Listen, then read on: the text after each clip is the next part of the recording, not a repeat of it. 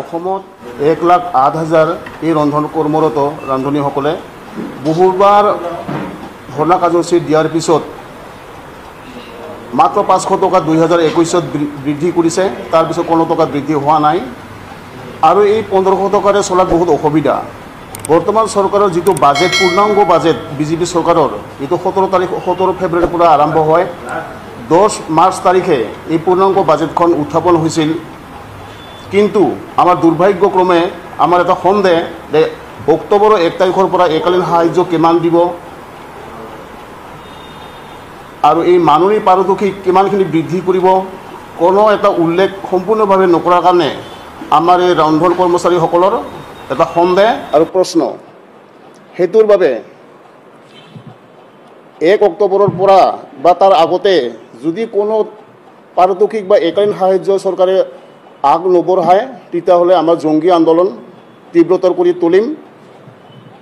অন্যথা 2026ত যিটো বিধানসভা ইলেকশ্যন হ'ব সেই বিধানসভা ইলেকশ্যনত হ'ব পাৰে আমি আলোচনা মৰ্মে ভোট বৰ্জনৰ এটা সিদ্ধান্ত ল'ম বুলি আমি থিৰাং কৰিছোঁ।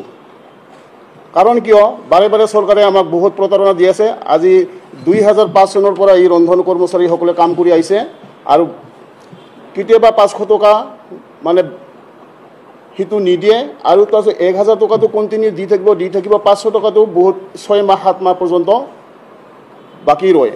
এইটোৰ কাৰণে আমি চৰকাৰৰ ওপৰত আমি এটা যিমান সোনকালে পাৰে 1 অক্টোবৰ যদি নহয় আগতে যদি ঘোষণা কৰে, এনে ঘোষণাটো কৰিছে কিন্তু থুলমূল কৰি ঘোষণা কৰিছে এককালীন সাহায্য দিব, কিমানকৈ দিব তাৰ কোনো উল্লেখ নাই। পাৰিতোষিক বৃদ্ধি কৰিব কিন্তু কিমান টকা বৃদ্ধি কৰিব তাৰ কোনো মানে সম্পূৰ্ণভাৱে চৰকাৰে জনোৱা নাই।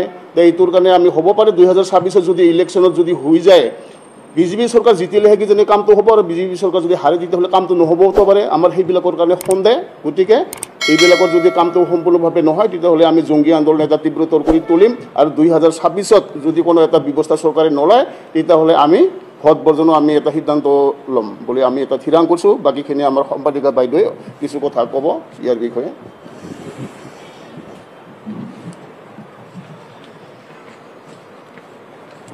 অসম প্ৰাথমিক আৰু উচ্চ প্ৰাথমিক বিদ্যালয় মধ্যাহ্ন ভোজন কৰ্মচাৰী সন্থা লগতে অভিনন্দন গ্ৰহণ কৰিলোঁ প্ৰেছ ক্লাবৰ কৰ্মকৰ্তাসকললৈকে।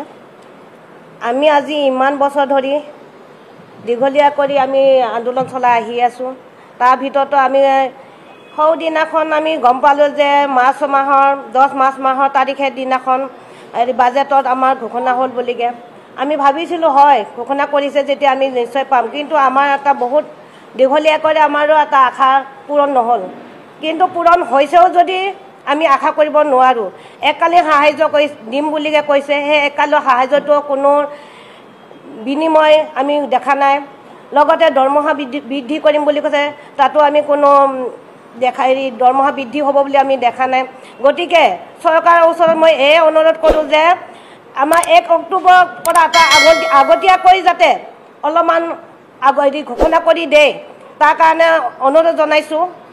যদি আমি সেই সময়খিনিত যদি আমি নিদিয়ে বা ঘোষণা নকৰে তেতিয়াহ'লে আমি বিভিন্ন ধৰণৰে আমি আগবাঢ়ি যাম বুলি ভাবি আছোঁ। যদিহে আমাৰ এই সিদ্ধান্তবিলাক নলয় তেতিয়াহ'লে আমি জংগী আন্দোলন কৰিম বুলি প্ৰতিশ্ৰুতি দিয়া হৈছে। লগতে 26ৰ সময়তো আমি ভোট বৰ্জন কৰিম বুলি সিদ্ধান্ত লোৱা হৈছে।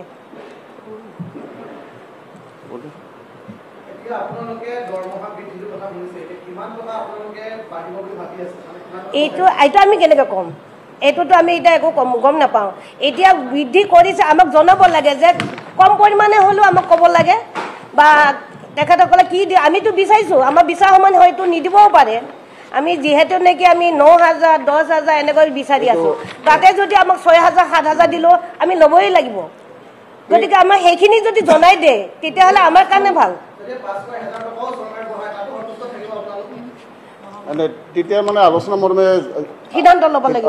মই আৰু ইয়াতে এটা কথা তাৰমানে চৰকাৰে বাৰে বাৰে মানে সচলত নিয়মীয়া বাৰ্তা হিচাপে আমি নিয়মীয়া বাৰ্তা প্ৰকাশ পাইছে যে বিভিন্ন কাগজত প্ৰকাশ পাইছে যে 7 ফেব্ৰুৱাৰী 2024 এখন মানে আন্দোলন এখন আছিলে আৰু তাৰপিছতে চাকৰি নিয়মীকৰণৰ দাবী এটা হেৰি হৈছিলে তাতে তাৰপিছত বিক্ষোভ সমাজত তাতে চচলত উলিওৱা হৈছিল ৰন্ধন কৰ্মীৰ বাবে 10 ফেব্ৰুৱাৰী 2024 স্বাস্থ্যমন্ত্ৰী কেশৱ মহন্তই এইটো ৰন্ধন কৰ্মীৰ বাবে 1500 টকালৈ বৃদ্ধিৰ বাবে কেন্দ্ৰক প্ৰস্তাৱ বুলি লিখিছে এইটোৰ বিষয়ে আমি এক মাহৰ পিছত গৈছিলোঁ সিহঁতে মানে নাই এইটো কোনো কাগজখন গৈছে চৰকাৰৰ হাতত কিন্তু কোনো এটা উত্তৰ অহা নাই এইটো সম্পূৰ্ণভাৱে মিছা কথা চৰকাৰৰ আছিল কাৰণ একোই কাগজ সিহঁতে পঠা নাই কেৱল মানে লিখিব দিছে সাংবাদিকৰ কোনো এটা ভুল নাই যিখিনি কথা কেশৱ মহন্তই কৈছে যিখিনি কথা মানে স্বাস্থ্যমন্ত্ৰী কৈছে সেইখিনি কথা উল্লেখ কৰিছে সাংবাদিকে এইটো ভালে কথা আমিও আশা কৰিছোঁ যে 1500 টকা বৃদ্ধি হ'ব কিন্তু কোনো ধৰণৰ কাগজ সিহঁতে মানে কেন্দ্ৰত পঠোৱা নাই আৰু কেন্দ্ৰত মানে কেন্দ্ৰৰ পৰা মানে কোনো সুধিলে মানে কোনো কাগজ উত্তৰ অহা নাই গোটেই উত্তৰ আহিলে গম পাম কিমানখিনি বাঢ়ে পইচাটো যে ইয়াৰ বিষয়ে সেইকাৰণে আমি এই যে ঘটনা কৰিছে একালীন আৰু পাৰিতোষিক সেইটোৰ আমি কোনো এটা আমি বিশ্বাস কৰা নাই কাৰণ যেতিয়া বাঢ়িব তেতিয়াহে দেখা যাব কোনোবাই যদি মিঠাই খোৱা চাই কোনোবাই যদি মানে চিআইটিবিলাকে মানে 1500ৰ পৰা 9000 টকাৰ পৰা 21000 বৃদ্ধি কৰিছে এইটো নিজৰ মতেহে বৃদ্ধি কৰিছে কিন্তু আমি সেইটোত আমি সম্পূৰ্ণ বিৰোধিতা কাৰণ চৰকাৰৰ যিটো দিব সেইটোহে আমি চাম অন্যথা জংগী আন্দোলন কৰা হ'ব দ্বিতীয়তে সাংবাদিকৰ ফালৰ পৰা এটা প্ৰশ্ন আপুনি ভালে প্ৰশ্ন কৰিছে যে কিমানখিনি আমি সন্তুষ্ট থাকিম এই সন্তুষ্টটো আমি যিখিনি চলিব পাৰে সেইখিনিতো ৰান্ধনীটোও দিয়ক ৰান্ধনী কিমানখিনি চলিব এতিয়া 270 টকাকৈ মানে কাম কৰিলে সি পায় এতিয়া 270 টকাকৈ কিমান হয় 9000 নহ'লেও 800 কিমান টকা হয় সেইখিনিতো মানে পাৰে কৰিব চৰকাৰে 270 টকাকৈ দিয়ক কাৰণ বাকীখিনি কাম ৰান্ধনীসকলে এই কামটো এৰি পেলাই বাকী কাম কেতিয়াও কৰিবই নোৱাৰে কাৰণ 6 ঘণ্টা সময় নষ্ট কৰিব লাগে ৰাতিপুৱা 9টা বজাত যায় আহে 2টা-3টা বজাত শিক্ষকে যোৱাৰ পিছতে ৰান্ধনীবিলাকে ছুটি পায় কিবা এটা ঘটনা হ'লেও ৰান্ধনীৰ চাউল চুৰি হ'লেও বা ৰান্ধনীৰ কিছুমান মানে বহুতখিনি কথা শুনিবলগীয়া হয় যে 6 ঘণ্টা 7 ঘণ্টা সময় নষ্ট কৰাৰ লগতে গুণোৎসৱৰ সময়ত সিহঁতৰ পায়খানা পৰ্যন্ত চাফা কৰিব লগা হয় চৰকাৰেতো কিছু ভাবিব লাগিছিল যে এইটোৰ কাৰণে আমি মানে কিমানখিনি বাঢ়িব সেইটো আমিও নাজানো কিন্তু ৰান্ধনীৰ যদি মনোমত নহয় তেতিয়াহ'লে আন্দোলন আৰু জংগী আন্দোলন কৰিব কাৰণ 1 অক্টোবৰৰ পৰা আমি চাম চৰকাৰে কিমানখিনি বৃদ্ধি কৰে আৰু যদি আগতে কৰে ভালে কথা কিমানখিনি কৰিব আমি গমেই পাম যে সেইটো কাৰণে চৰকাৰে ভাবি চিন্তি কামটো কৰিলে ভাল হ'ব নহ'লে আন্দোলন চলিয়ে থাকিব সেইটোৱে আমাৰ আজি ক'বলগীয়া বাকী এনে যিটো মানে কৈছে সিহঁতে চব মিছা কথা আগতে যিটো বাতৰি ওলাইছিলে এতিয়া 1500 টকা যে বৃদ্ধিৰ কাৰণে গৈছে কেশৱ মহন্ত স্বাস্থ্যমন্ত্ৰী তেখেতে